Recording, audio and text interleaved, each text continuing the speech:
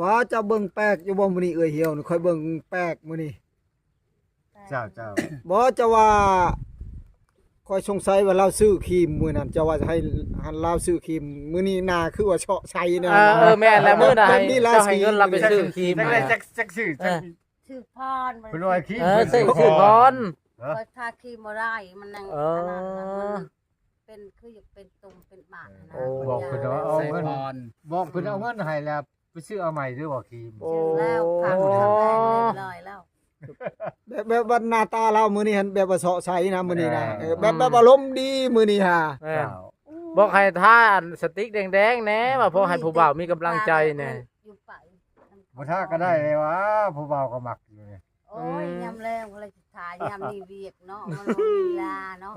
เฮ็ดเพจเฮ็ดยำใดก็อายโมจังว่าแล้วยำเวียกก็เฮ็ดเพจเนาะโตเป็นคนถูกไปหากินหาอยู่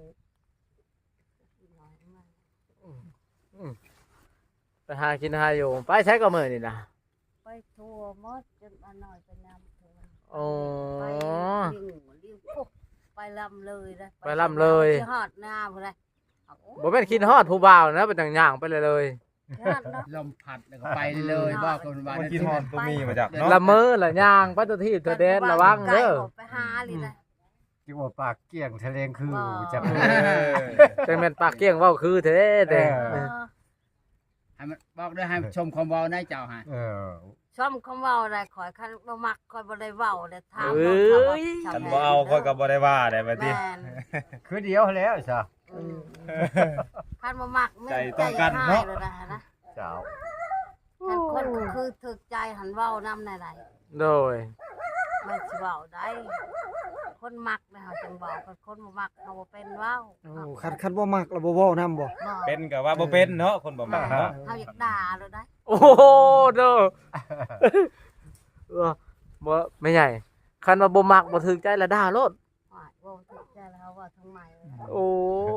อันนี้แสดงว่าถึกใจสุดๆแล้วเป็นบ่นี่นะ ใจแน่นี่เนาะ อื เว้าได้ ม โอ้แสดงว่าพาลิขิตให้มาเจอกันบัดนี้เนาะ แม่ โอ้ ถามดูเป็นใหญ่ถามดูเพิ่นหักเจ้าอยู่บ่เพิ่นถามดู มัก ถาม บ่ ดู เจ้าหันมัก มัก อยู่ อะไร เออเดี๋ยวจะบ่ มั มั ก ก สุดใจเลย จะจะตัว เต็มร้อย ตัวเขาเด้อ บ่โต๊ะบ่ต้ม ดีคือกันกับตัว คันว่ามักอะมักอลีคันว่าเอาแล้วเอาอลีเด้อขอย ดีคือกันกันมักกัน บ่แม่นสิมาเว้าหยอกคือซื่อ โชคดีคอยเนาะ เจ้า ใจ เจ้า อยากได้ผัวแล้ว ให้ชีวิตตัว สิได้ผัวปานนี้เลยเนาะแม่ บ่ เฒ่า ได้ เนาะ มีครูหมู่ บ่ ค เค รู ย กิน เอา ข้าวกิ ผัวน จะ น้ำ เถื่อแต่ว่าปะกัน ตั้งแต่ป้ากับลูกกับผัวยังบ่เคยเอาจักเทื่อ มีผู้มักก็บ่ได้เอา ตอนนั้น ได้ระบบ ไฟแนนซ์ 10 ยัง ปี บ่ปลงเนาะ ได้ละบ่10 ปี 10 ปีแล้วลูกเขาจนใหญ่ ตั้งแต่น้อยๆพวกป้ากันนั่น แม่ นะ แต่ยังแดงคนท่าม อ๋อตัวมันก็สาวเป็นสาวปลายปีพุ่นแล้ว บ่ผู้บ่าวก็บ่เคยเล่นเลย มีผู้บ่าวคอยหันบ่ได้บ่ชนใจนะ แบบบ่เข้ากับราศีแหละบ่คิดอันนะ ผู้บ่าวบ่เว้าเรื่องล้อนะคะ โอ้ บ่ชน อุ้ย แต่สิว่าใจเขาอยู่ซื่อๆนะ รอก็บ่มักอีกแม่นบ่ ไปบุญก็จะทิมให้เงินเอาซื่อ อ๋อ คันบ่มักบ่เต็มใจเลยบ่ได้เอาของกระเจ้าเลยสิบอกเลยเด้อ อันนี้คันให้นี่เอาบ่เนี่ยคนนี้ให้ เอาอยู่ อืม มีผู้บ่าวแต่คู่มือนี่ก็อยากปากนำก็ได้ กูมือนี่หันใด แม่ โอ้บ่ธรรมดา ก็มีผู้จะเข้ามาอยู่แม่นบ่ เล็กน้อยก็มีผู้ใหญ่ก็มี เดี๋ยวนี้หันใด แม่ แสดง รุ่นใด ว่า อันแม่ตุ๊กรุ่นใดอันเด็กน้อย รุ่น น่ะ เล็กน้อยก็มีได้ ประมาณอายุเท่าไหร่น่ะ ค่อยบ่ได้มักนะ เออ อายุประมาณเท่าไหร่ แนี่ก็มี อืม โอ้ สำนี้มีบ่ มีหมด บ้า นี่ แสดงว่าถือว่าแบบว่าเจ้าบ่เปิดใจให้เขานี่เขาจะบ่กล้ามา แต่งเพศ โอ้ คันแต่งเพศมีไปบุญเขาช่องเห็นเขาเรียวเห็น โอ้ ทางจะแพงโลด โอ้แบบงามธรรมชาติเอาเนาะ แม่ โอ้ คันแต่งหังป้า คันแต่งกันที่ซ้ำใดแม่นบ่ ไปจนที่ทางว่าพระเจ้าแล้ว งามซ้ำเถ่า ผู้บ่าวน่ะบ่อยากเว้าเนาะแม่เฒ่า ตู้ เนาะ ตู้พังรู้บัดนี่เอื้อยเหี่ยวเฮาเว้า อืม กูบ่าว ไม่ นี่ สิเว้าแต่ขาดตกตลอดในแค่ออกนี่ได้บ่ได้ไปใช้ เออ แต่ก็ยกโอ้ยลงเตือนนี่ พังอยู่แล้ว เพ เว้า ราะว่าแซ่ๆอยู่ได้ โอ้ย อันนี้ค่อยมักเจ้าซื่อ อ้าว มักได้มัก เด้อ ๆเห็นเจ้าซื่อมักเสีย มักเริ่มเป็นบ่ แม่น บ่ได้จีบหังมักเนาะ ว่าหันมีอยู่ดอก แสดงว่าใช่แน่นอยู่นี่เนาะเห็นครั้งเดียวก็มักเลยเนาะ สิแม่ เขามีอยู่ บ่พ่อใหญ่ลองทำกับคืนดูทำไม่ใหญ่เรากับคืนเหมือนเราก็มักเจ้าอลีบ่รู้ว่าจังได๋ ก็ยา หรือว่าจะได้ คอยรีบ่ ก็มักอีหลีแล้วน่าจังเว้ากันจังอยู่ไกลกัน มักไอ้ลีเราอ่ะ มักอลีเป็นบ่ กันบ่มักค่อยสิอยู่ได้บ่จำนี้มันไปแล้ว โอ้ เสียเวลาไปเลี้ยงงัวเนาะ แสดงว่าต่างคนก็ต่างมักกันหน่อยเนาะ เอ จังอยู่นำกันได้คนเอ้ยเสียเด้อขอให้คู่นี้สมหวังนะสิซะ แม่น อืม แม่น FC เฮาทางไทยทางลาวก็ซอยเสียเป็นกำลังใจให้สองตู้นี่ละ แสดงว่าผู้บ่าวนี่เข้ามาแต่ละคนนี่กับ ยามนี้ก็เป็นยามหนาวแล้ว กับ เนาะ ตู้นี่เป็นอะไร แต่ละคนเข้ามาหันกับผู้นี้กับมาเจอตู้มีนี่ตัวใดแบบว่าเข้าแบบใช้ใจเฮาเนี่ยหั่นนะแบบเฮามักหั่นนะ เขาบ่ได้มักเขามักแต่เปรียว โอ้ย เพิ่นเข้ามาก็บ่สนบ่ บ่ สุดยอด ว่าต้องถามมาโลดเฮาไปเฮาบ่ชูไปของบ้านเนาะนี่ อืม สิไปเกี่ยงแต่ซบจบจุความเว้าบ่เป็นเอาได้ บ่เบิ่งโลดถามเขาว่าน้อย เขาเอามักก็มักแท้เด้ ลงไปมันหืนกับว่าน้อย โอ้ จะแพงบ่ได้เดี๋ยวนี้นะ ตู้เฮาว่ายันเจ้าตัวเอาว่ายันผู้บ่าวลายแต่มาตัว ค่อยสิมีภายใน จันว่า เดี๋ยว อย่า ยัน คิด ว่าตัวเนาะให้ อย่าดึงอย่าดึง เพราะตัวแต่เที่ยวมาอยู่เรื่อยก็เต็มที่เด้ ว่าก็พิชานมันดึงสาดไปเลย เพิ่นใหญ่ขึ้นดึงก็สาด เคินเนาะตู้เนาะเคินบัดเนี่ยโอ้ บ่ว่าปานนั้นดอกเนาะ บ่เอาก็คักแล้วบัดนี้ว่าสิมาล้มสาวเจอผู้สาวล้มซ้ำ คักปานอย่าง เด้อ เอาได้ตู้ ว่าสิ นี้ มาใส่คาล้มเพิ่นมาเพิ่นใส่คาล้มเฮาก่อนเนาะ ไปบ่เป็นเลยบัดเนี่ยเนาะตู้ เอ เนาะ อ เอาได้ ไปบ่เป็น ตู้ เอ้ เอ้ ย ย จุดแก่ฮอดศาสตร์เฮายังเป็น พอ ตู้ ได้ตู้ ก็ไม่มีป่าหญ้าคิ้วแล้วลกพ่นหญ้าอันนี้ฮะ จะว่าเพิ่นสิกวาดขี้ไก่ลงแต่เฮือนซื่อๆบ่ว่าเป็นไง เอา บ่ ปะ เป็นหยังดอกคอยระดับหนึ่งแล้วมักเขา อืม หนึ่ง กันมักเราแล้ว ว่าเราบ่มักเจ้าอันดับหนึ่ง แล้ แล้ว ว นะ เนาะคอยไป FC ฝั่งไทยก็บอกให้ไปหานะเอาตูมีไปหานะว่าคือว่าเว้า กูได้กระเสียใช่ไหม เสียเป็นตาอยากได้เป็นลูก ก็เจ้าว่าเว้ากันม่วนก็เจ้าว่า ม่วนว่าเป็นตาหัวเขา เข้ากันดีก็เจ้าว่าคูนี่หั่น ผู้นี่คือกันเว้ากัน คัน ค คอ รั ย บ บ่มักคอยบ่เว้าซำนี้ซะ โดย คอยมักแล้วจะคอยเว้าดีได้ โอ้ บอกอย่า ขอบใจแล้วคันว่ามันคือความเว้า เออ คืออยู่แล้วคอยหั่น ยันมาวานแต่ปากแต่คาลมเนาะ บ่ ตู้ แต่ว่ามักโลก มักก็มักอะไรเนาะตู้เนาะ แต่ว่าตู้เพิ่นก็ยังน้อยใจ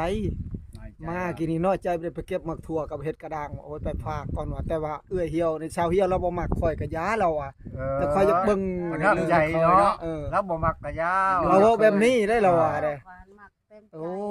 คอยเป็นบ่อยากเว้าหลายเนาะ แสดงว่าได้ยินแบบนี้นี่ ค เรา นมักมันบ่ได้เว้าหลายนะ แบบว่าบ่ได้เฮ็ด คันบ่ เมีย มัก ก็ นี่มันเว้าทั่วหมด บ่ได้เฮ็ดเมียก็เป็นได้เป็นน้องกันก็เอานะเนาะ จักเลยสิเจ้าเว้า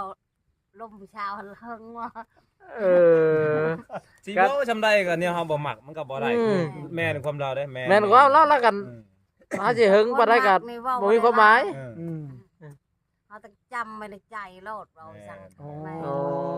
แบบเข้าในใจโลดเนาะ แม่น โอ้แสดงว่าความหักคู่นี้กับทุกคนหน้ารุ่นอยู่ แม่นขอให้สมหวังเด้อสองตู้เด้อ โดย ทางลูกทางหลานมันก็ ชมความมุ่งมั่น เสียอยู่ด้วยนี่นะ ไปไหเนาะ อืม ส้ม ให้ นะ ชมกับความเราว่ามักบอกมักแล้วไปเอาผู้อื่นนี่ตายแล้วตัวมีเฮาอกหัก บ่เอาดอก อยู่ผู้เดียว บ่ ซะเนาะ ว่ามักบัดตู้พายกลับมาผัดสิไปน้ำลาวอีกบ่ได้เด้อเด้อ บ่ไป ตู้ ดอก นี่ก็เสียใจเนาะไปเฮ็ดแบบ เว้า เนาะ อยู่บ่เว้าเขาเลยนะหันว่าเฮาไปจังนั้น เอาเลยเจ้าเดี๋ยวนะเดี๋ยวนี้อุ้ย เราก็ว่าหักคือกันหั่นน่ะ เราก็เราไปหาเงินได้เนี่ยเราไปปลูกอ้อยรับจ้างปลูกอ้อยโอ้ บ่ ย ได้เป็นห่วงเราดอกแล้วหาเงินก็ดี สงสัยตู้พายเฮานี่สิเจ็บหนักอีกแล้วเที่ยวเนี่ย โอ้ยกว่าเขาตกรถปลูกอ้อย โอ้ย เจ็บหนักแล้วผู้สาว บัตรชีบุญเฮืองตอนนั้นก็ ชาวชิบุญเฮืองก็เฮ็ดเส้นเราก็บ่ได้ง่ายจนนั่นน่ะจ จะ น เป็นไข่ใช้เชิ เออ ญ วันนี้ก็พัดเฮาอีกเนาะมาตัด เรา หน้า เราเราบ่มักไม่ใช่เรา ผู้สาวทั้ง ว่า นั้น หยั อี ง ก ก็เราเว้าเกินเราบ่มัก เออ เข้าใจว่าคันเว้ามีก็เกินว่ามี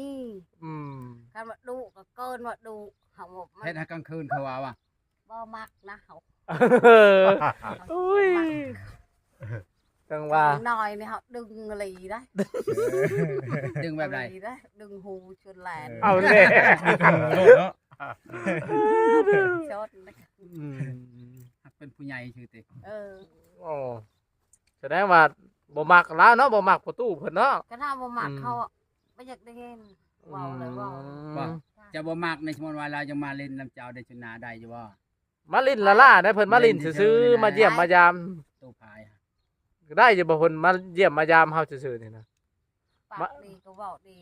ปากบ่ดีก็ระวังเด้อ เอาแล้ว พอแท้ๆเด้อ แล้วมาลินเถื่อแล้วก็ของผากก็ได้แล้ววะ ได้จ้ะเป็นเงินชาวพันให้ตะเราอะ เราก็บ่มีเราก็ไปหา เงินเราไปหาเงินอยู่ใต้กระตกรถซ้ำเราอ่ะ เพราะนั่นก็เป็นตู่เนาะ แล้วลุงของปักซี่ผู้เนาะ จะ แม่ ได้ น เงินมาขอเจ้า มาแต่งมาขอ แล้วสอนน้ำข่อยนะ เออ ได้แล้วเราอ่ะผู้สาวเฮาเราอ่ะ อืม อยู่บ้านโนนเราอ่ะ แม่ ใคร น ดีว่าอยู่บ้านโนน บ่พัดมาล้มนี่ไปเจอชาวผู้ชาวเฉียวเนาะ หักปานอย่าง ว้า โอ้ยอันนี้เราจะมาเพื่อนรักฮักเหลี่ยมโห โอ้ ด ยว่ะ กอดคอก็กินซุปกินดิบนำกันเหล่าเขากัดสดนำกัน เออ จนเห็นหน้าคนเราเว้าครับ คือมาเฮ็ดจังซั่นเนาะ โอ้ ว่าเนาะเออ แม่ แม่น อันนั่นแหละจังหวะจังหวะพังมัดพังไผ่ไป เออ เดี๋ยวฟังเบิ่งเนาะตู่เนาะ อันแปลกๆก็มาคายมีเจ้านี่นะจำมาพงนี่แหละ